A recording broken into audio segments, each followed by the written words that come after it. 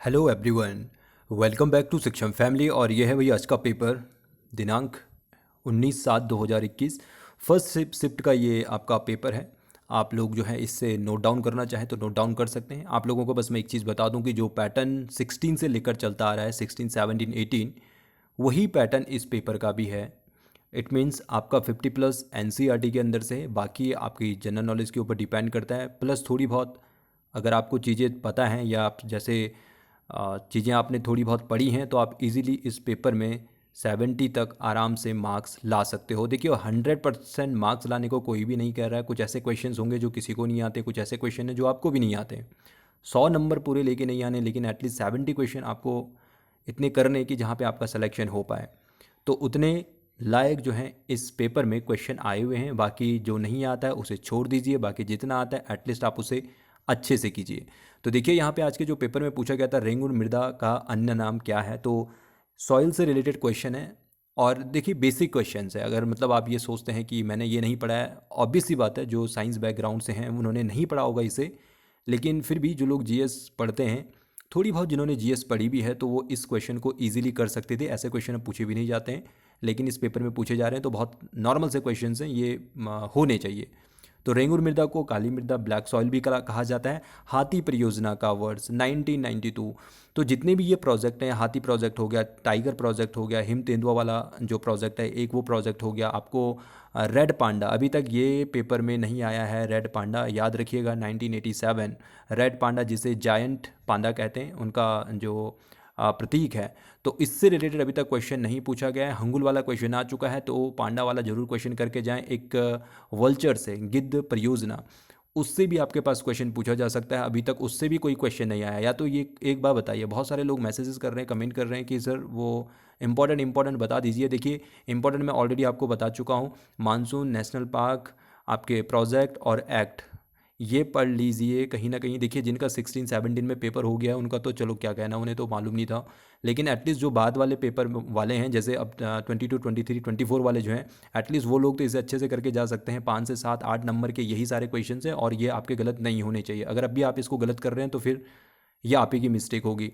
तो at least in सारे कुछ टॉपिक्स को करके जाइए। अदरवाइज़ मुझे बताइए क्या क्या करना है। मतलब मैं लेके आऊँ कि आप लोगों के लिए ये सारे प्रोजेक्ट, सो दैट कि आपका टाइम बचे, क्योंकि मैं आप लोगों को कंफ्यूज नहीं करना चाहता हूँ। आप लोग बड़े समझदार हैं। अब वो अलग बात है कि जॉब नहीं है, लेकिन सारे के सारे पढ़े लिखे हैं, सबको पता है कि कहाँ कौन सी चीज़ें मिल जाती हैं। तो थोड़ी बहुत आपको अपने आप मेहनत करनी है। अगर नहीं कर पा रहे हो मेहनत तो आप कमेंट बॉक्स में कमेंट करके बताएं। मैं रेगुलर यानी 1 से 2 दिन में जो 5-7 टॉपिक जो आ रहे हैं ये पेपरों में, मैं जल्दी से उसका आपको जो है कवर अप करवा दूंगा। तो आप लोग कमेंट बॉक्स में कमेंट करके बता सकते हैं। तो यहाँ पे हाथी प्रोजेक्ट 1992 धारा करंट का आज यूनिट पूछी हुई थी, बहुत इजी है। एम्पियर कोशिका के भीतर केंद्र की खोज किसने की थी? तो न्यूक्लियस की जो डिस्कवरी है वो किसने की थी सेल के अंदर? तो रॉबर्ट ब्राउन। अब मैं हिंदी में इंग्लिश में भी इसे बताता चलूँगा, सो दैट कि इंग्लिश वाले परेशान मत होइएगा। ऐसा ही जो सिलिकॉन होती है वो पूछा था धातु है, अधातु है, उपधातु है। तो आप जानते हैं कि ये मेटलॉइड है, यानी जिसमें धातु अधातु के दोनों के करैक्टर होते हैं। मेटल और मेटल नॉन मेटल के जो जिसमें करैक्टर होते हैं उसे मेटलॉइड बोला जाता है। तो सिलिकॉन एक मेटलॉइड है। महाराणा प्रताप सागर का अन्य नाम? पोंग डैम। अब ये थोड़ा क्वेश्चन थोड़ा ऑकवर्ड टाइप का है, हो सकता है बहुतों ने नहीं किया हो इसे सही, या किसी ने फ्लूक मार दिया होगा तो हो सकता है उसका सही हुआ हो। कार्बन के क्रिस्टलीकरण से प्राप्त होता है, ये मुझे एक्चुअल में क्वेश्चन समझ नहीं आया है। क्योंकि देखिए अब प्रॉब्लम क्या है ना, आप लोग किसी से पूछते हैं तो वो जो इन्फॉर्मेशन है वो जो इन्फॉर्मेशन है वो कन्वे होने में कुछ रॉन्ग इन्फॉर्मेशन कन्वे हो जाती है। तो मैं नहीं चाहता हूँ कि यहाँ पे इन्फॉर्मेशन कुछ रॉन्ग कन्वे हो पाए और आपको भी कुछ अलग क्वेश्चन उसके मिले। हाँ, जिन लोगों ने ये पेपर दिया आप कमेंट बॉक्स में कमेंट करके बता सकते हैं किस टाइप के क्वेश्चन आपके पेपर में पूछे गए थे, सो दैट कि जितने भी लोग इस वीडियो को इस समय देख रहे हैं कमेंट बॉक्स में जाके जो है उन क्वेश्चंस को नोट डाउन कर पाओ और आप लोगों को एटलीस्ट पता चल पाए कि ओके इस वाले पोर्शन से क्वेश्चन पूछा गया है, तो आप लोग उसे तैयार करके जा सकते हैं नेक्स्ट टाइम के लिए। हीरे का रासायनिक सूत्र पूछा था, केमिकल फार्मूला सी सभी जानते हैं। डीएनए की full form deoxy ribo nucleic acid सभी जानते हैं। एक ये बहुत अच्छा क्वेश्चन है, यहाँ पे पूछा गया था कार्बोक्सिलिक एसिड प्लस अल्कोहल से क्या बनता है? तो या तो सिंपल एसिड पूछ ले कि एसिड प्लस अल्कोहल क्या होता है, तो वही वो एस्टर ही होता है। ये जिन लोगों ने टेस्ट सीरीज की होंगे सारे के सारे टेस्ट सीरीज के अंदर के क्वेश्चन है। एटलीस्ट जो आप 50+ क्वेश्चन अगर एनसीईआरटी से आप मिल रहे हैं ना आपको, वो हैं, मतलब सभी लोगों ने किए होंगे और बहुत अच्छा रिस्पॉन्स भी मिल रहा है आप सभी लोगों की तरफ से। तो एटलीस्ट वो लोग तो गलती ना करें इन सारी चीज़ों में। 20 हर्ट्ज से जो कम की जो साउंड्स होती है, बिलो 20 हर्ट्ज। उसे क्या बोला जाता है? इंफ्रासोनिक। अप्सरा पे बोला जाता है भाई ने। बायोगैस का मुख्य घटक क्या है? तो main component of biogas methane है। एचआईवी किससे फैलता है? एड्स से। कौन सी जो ग्लैंड्स होती है वो ग्रोथ हार्मोन को सेक्रेट करती है, स्रावित करती है? पिट्यूटरी ग्लैंड हो जाती है। बेंजीन से प्राप्त होता है। अब देखिए ये क्वेश्चन भी मुझे थोड़ा थोड़ा ऐसा लग रहा है मुझे कि इसमें कुछ मिस्टेक है। बेंजीन से प्राप्त होता है या बेंजीन किससे प्राप्त होता है, ये कुछ हो सकता है। अब बेंजीन से प्राप्त होता है, इससे तो कुछ मतलब कुछ मीनिंग नहीं निकल रहा है इसका। तो बेंजीन के साथ क्या पता कुछ और ऐड किया हो, या फिर बेंजीन किससे प्राप्त होता है? तो ये जिंक मेटालॉइड या जिंक मेटल प्लस फिनॉल को एडअप करके बेंजीन को हम पा सकते हैं, वो हमें मिल जाता है। तो क्या पता कुछ ऐसा क्वेश्चन रहा हो ये। तो आप मतलब बेंजीन से रिलेटेड क्वेश्चन अब आप समझ जाओ कि बेंजीन से रिलेटेड क्वेश्चन आपसे पूछा गया है। एक सिंपल क्वेश्चन पूछा गया था ethanol C2H5 ethanol chemical formula, और ये लद्दाख में भूतापीय ऊर्जा का स्रोत पोंगा घाटी, इसे याद रखिएगा, काफ़ी इंपॉर्टेंट है। इससे रिलेटेड आपके पास और भी क्वेश्चन पूछे जा सकते हैं, आपके जो है इन्वायरमेंट का ही ये पार्ट है। RRR रिड्यूस रीयूज रिसाइकिल, और एक 5 RB हैं, उन्हें भी देख लेना। 5 RB हैं, उन्हें प्लीज़ देख लीजिएगा, आपके सिलेबस का पार्ट है, वो भी आ सकते हैं। बैक्टीरिया से होने वाला रोग, अब देखिए यहाँ पे क्या है कि कुछ प्लांट्स के नेम गिवन थे, जिन्होंने मुझे बताया कुछ प्लांट्स के नेम गिवन थे। लाइक मैं कहूँ जैसे आपका लेडी फिंगर हो गया, जैसे भिंडी का कोई एक प्लांट है या फिर कोई और प्लांट है, उनमें से आपको बताना था कि इस वाले प्लांट में या कोई क्रॉप हो गई लेट सपोज, इसमें जो बैक्टीरिया से कौन सा जो है आपकी डिजीज़ हो जाती है। क्योंकि देखो अब बैक्टीरिया से भी होगी, वायरस से भी होगी, फंगस कवक से भी हो सकती है। तो इसमें ये कुछ आया था, तो हो सकता है उसमें कुछ वायरस से रिलेटेड कुछ आपके पास डिजीज़ होती हो, केवल एक ही वहाँ पे कुछ ऐसा ऑप्शन रहा हो जिसमें आपका बैक्टीरियल इन्फेक्शन होता है या बैक्टीरियल डिजीज़ उसमें होती हो। तो इससे रिलेटेड आपके पास क्वेश्चन था, बस आपको ये समझने की ज़रूरत है। तो आप क्या कर सकते हैं, जैसे सिंपली आपके पास कुछ और भी डिजीज़ हैं, जैसे डिफरेंट क्रॉप्स के, भिंडी की हो गया, मोजेक वाला हो गया, बंची टॉप जो हो जाता है आपका केले में, तो ऐसे ऐसे कुछ आप कुछ कर सकते हैं। केले में ग्रास सूट वाला जो हो जाता है, इस टाइप के ना क्वेश्चन आप पढ़ के चले जाएं, क्योंकि देखिए आपको पढ़ना पड़ेगा। और जो जिनका पेपर हो चुका है 15-16, वो बिल्कुल 16 वाला बिल्कुल बेफिक्र रहिए, आपके जो एवरेज मार्क्स निकलेंगे, क्योंकि मुझे लगता है अभी तक, क्योंकि जो भी मार्क्स निकलने वाले हैं वो 16 और 17 के बिहाफ पे ही निकलेंगे, क्योंकि वहीं सबसे कम मार्क्स होने वाले हैं, क्योंकि वो लोग बिल्कुल भी शायद इसे पढ़ के नहीं गए होंगे। जो मार्क्स रहा होगा तो हो सकता है उनके कम मार्क्स आएँ, तो बिल्कुल बेफिक्र रहिएगा, आपके मार्क्स भी बढ़ेंगे अगर आपके मार्क्स पे ही एवरेज निकाला जाता है, ठीक है। तो आप लोग बिल्कुल टेंशन मत लीजिए, अपने जो आगे की आपके एग्ज़ाम है उन पे फोकस कीजिए। बैक्टीरिया से होने वाला रोग मैंने आपको बताया। रेजिस्टेंस एंड करंट से इस बार आपके पास एक क्वेश्चन पूछा गया था। रेजिस्टेंस सिंपल वही R=ρL/A वाला जो फॉर्मूला होता है, जहाँ पे आपका एरिया गिवन है आपके पास, स्पेसिफिक रेजिस्टेंस आपको गिवन होता है, उससे रिलेटेड क्वेश्चन पूछा ही पूछा जा रहा है, हर एक पेपर में पूछा जा रहा है। बहुत सारे क्वेश्चन न्यूमेरिकल पूछे जाते हैं, तो उससे रिलेटेड आप जो है अपना एक जो है क्वेश्चन देख सकते हैं।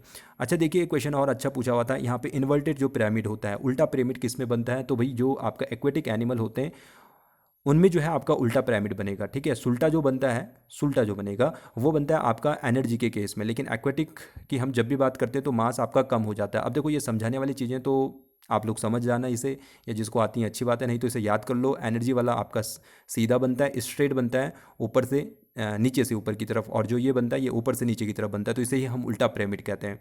इलेक्ट्रॉन का मास पहले भी पूछा गया था, इस समय भी पूछा गया है। हरित क्रांति, देखो हरित क्रांति 1960 के बाद आपका गेहूँ में वृद्धि हुई थी, ठीक है, तो इसे भी याद रखिएगा। फ्लेमिंग का दाएं हाथ के रूल से अंगूठा क्या दर्शाता है?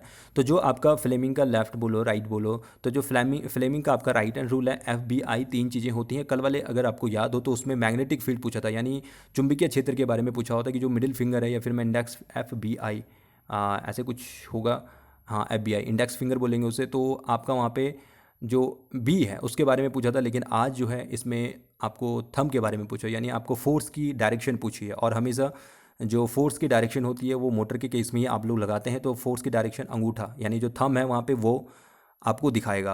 पन्ना राष्ट्रीय उद्यान MP, 19th क्वेश्चन देखिए, पन्ना राष्ट्रीय उद्यान MP में है। राष्ट्रीय उद्यान नेशनल पार्क लगभग 102-103 नेशनल पार्क हैं।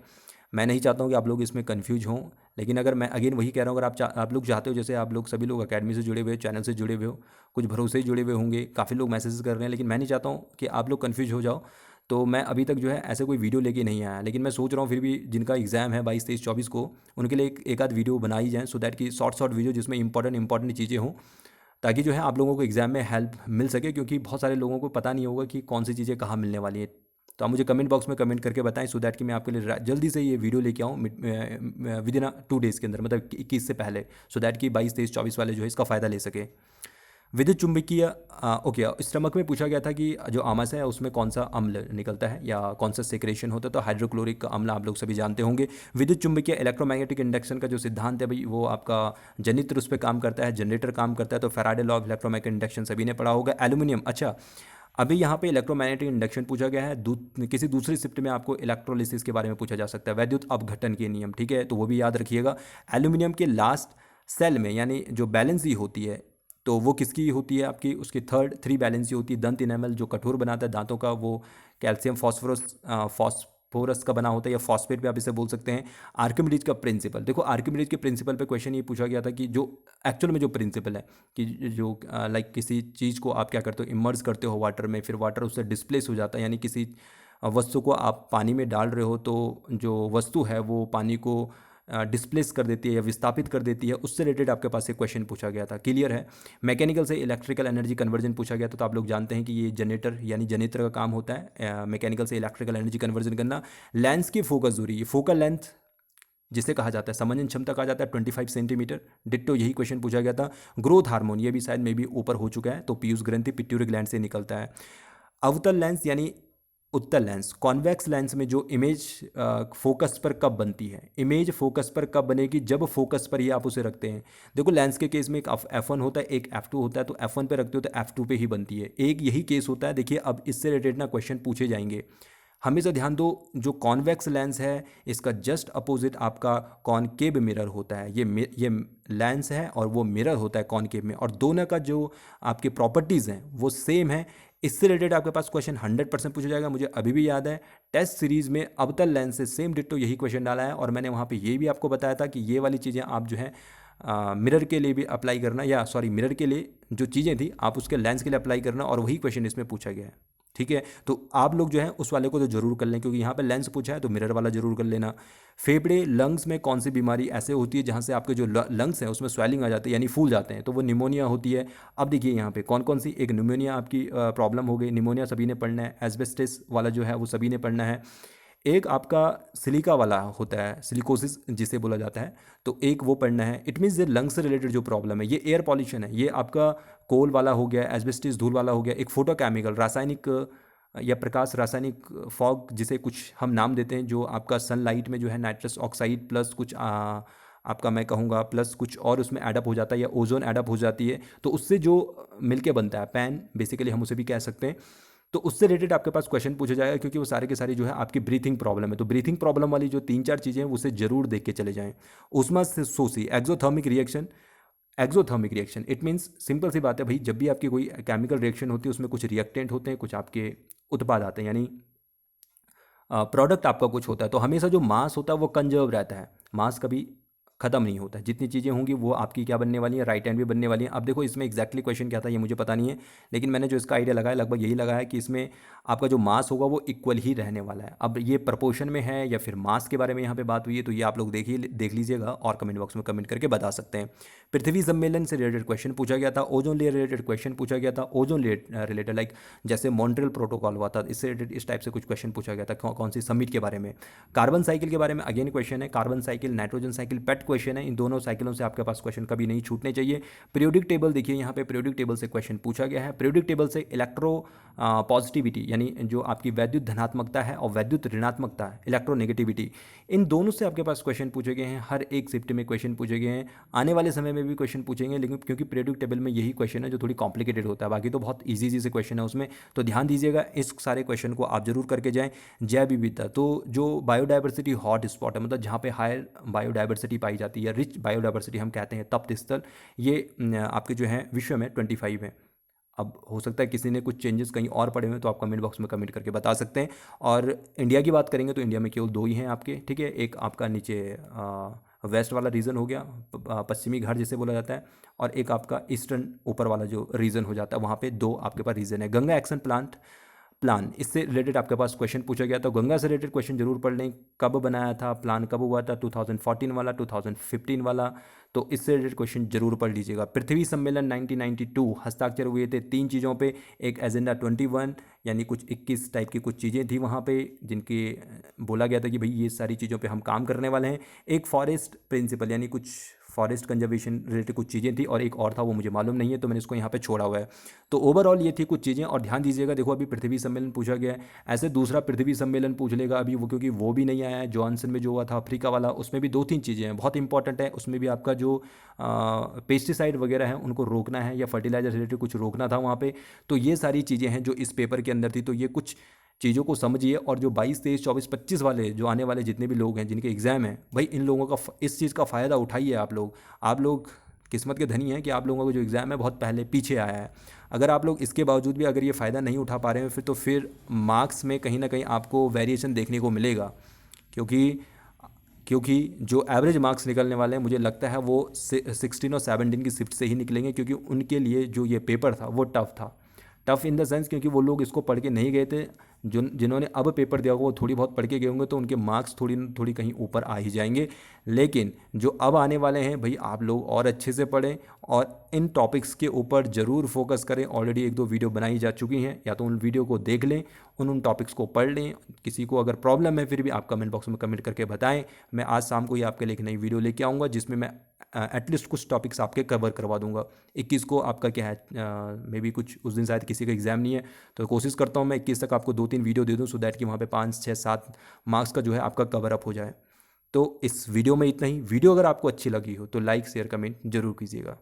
मिलेंगे हम एक और नई वीडियो के साथ, तब तक के लिए bye bye, take care and thanks to all.